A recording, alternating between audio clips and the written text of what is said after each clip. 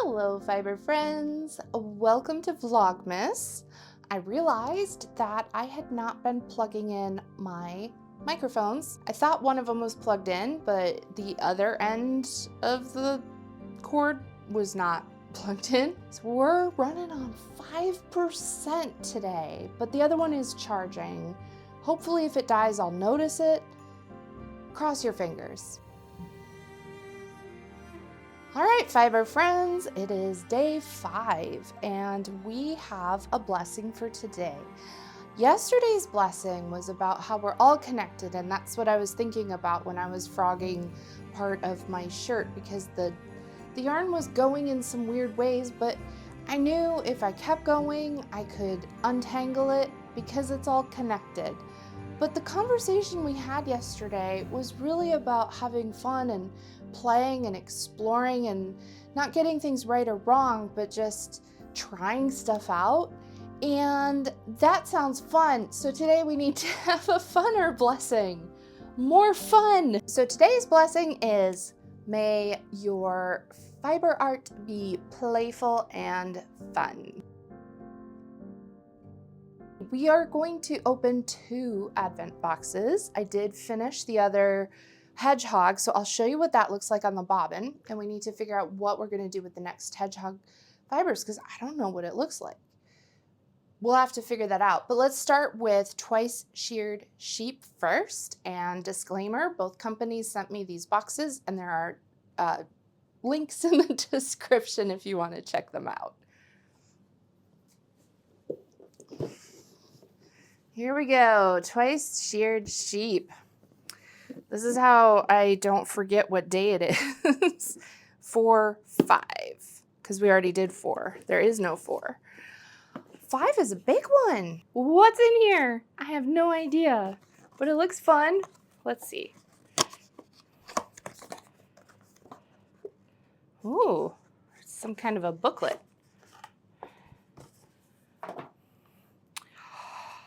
Aww, Dawn's handy reference guide to all things yarny.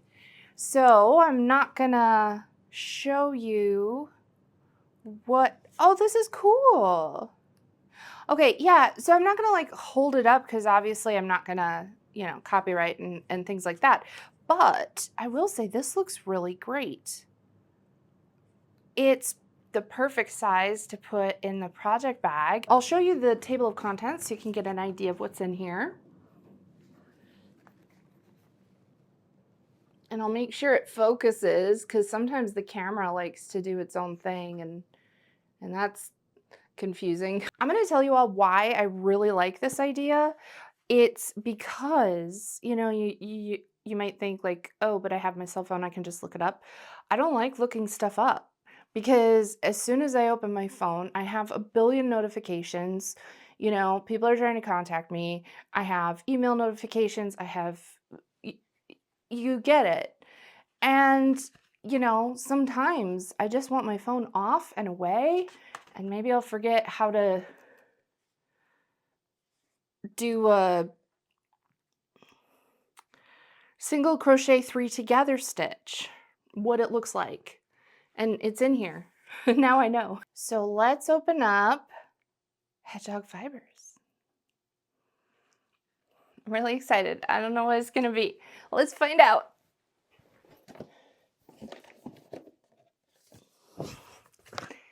Hedgehog Fibers is a 12-day fiber calendar. To open it up this way so they don't fall out. And so for this one, we're on day 3 because we are opening these every other day. There's 12 total. And that's actually a very good pace so far because that's a lot to spin in one day. This is what I've spun so far. So now that we have this fresh in our mind's eye, we can open the next one and see how it's going to fit. Should I keep spinning on this bobbin? Should I start a new bobbin? I don't know. Let's figure it out together. What do we have? It is beautiful. This is pretty. Oh, wait. The fiber content. Oh, this one's different. Okay. So this one is 40% Falkland wool, 20% camel, 20% Erie silk, and 20% Kashgora. Whew, this is some luxury fibers. And look at the blue greens. This reminds me of water. This is beautiful. Look at that. Oh, that's so pretty. So pretty. Boy, oh boy, oh boy. What am I gonna do? Should I keep spinning it on the same bobbin? Should I start a different bobbin? I don't know. Let's see what the staple length is like. Woo! It's because it's so dry in my house. Okay, yeah, so this is definitely the staple length is like this. That's pretty long. I feel like spinning from the fold like I've been doing is going to make a lot of sense, but I'm still probably going to get those little fluffs every now and then where like the camel, which is shorter, and the Kashgora is shorter. I think I'm going to keep going on the same bobbin. I I think I wanna do that. I'm envisioning in my mind. I'm thinking I might make a sweater or at least a short sleeve top out of this, and I think I am probably going to chain ply this to keep the colors with other similar colors. So, to chain ply, I'd rather do as many as I can fit on the bobbin as possible. These are all luxury blends, which means that they're all natural, which means they can go together just fine. And so far from what I am remembering, where we had kind of that blues and white, and then we had sort of those autumnal colors, and now we have these like deep, rich blues, I think that would look beautiful if it's chain plied. I think it works. I think it works. I'm gonna keep going on the same bobbin. So we'll get spinning in just a second, but I have other stuff I want to talk about because today I'm not doing my mending things. I mean, I might just, randomly, but not for the camera. Mom, if you're watching, it's a good time to turn away. Just no spoilers for you. Turn away. I'll see you tomorrow. Bye, Mom. Today, I need to work on some Christmas gifts that I'll be making. We are doing a handmade Christmas this year, like fully. So everyone's scrambling around trying to figure out what to make for people, and I'm like, la-di-da-di-da, I'll be in my studio.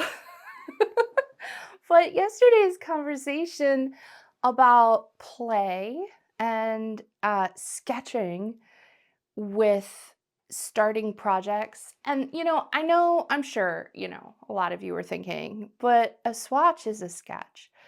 Yes, I think it is also, but there's something to be said for more than a swatch, like really getting into it. Um, I think there's something to be said for that. Swatches feel so self-contained, and there's something about starting a project with with kind of the conscious thought that you're going to finish it that puts you in a different mindset as you work on it. But then if you put it aside, especially if it's something you kind of grow out of, I really do feel like that's more like, sketching out something that you never come back to fully finish. I don't know. This is an ongoing thought I'm having now. But I was also thinking about how there are some crafts that we sort of designate as childish and we don't come back to them with a developed skill set.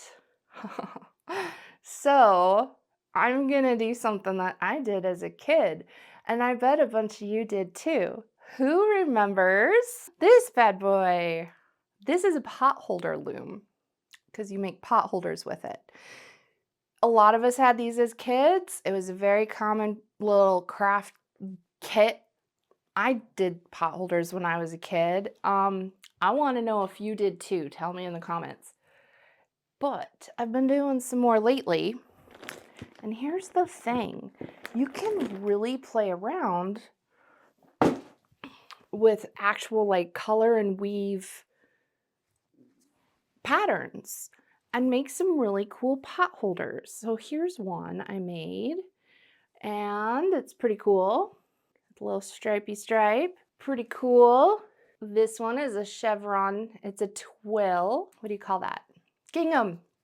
It's like a gingham. This is a log cabin pattern. There's another stripy, kind of gingham, kind of stripy kind of thing happening. And if we had a few horizontal things going on here, we could have a plaid.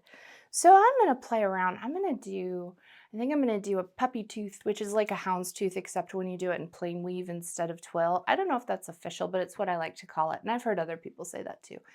And I have some more cotton loops, and I do use cotton because a lot of the kits now, they come with like nylon ones. I've seen ones that are they feel bad.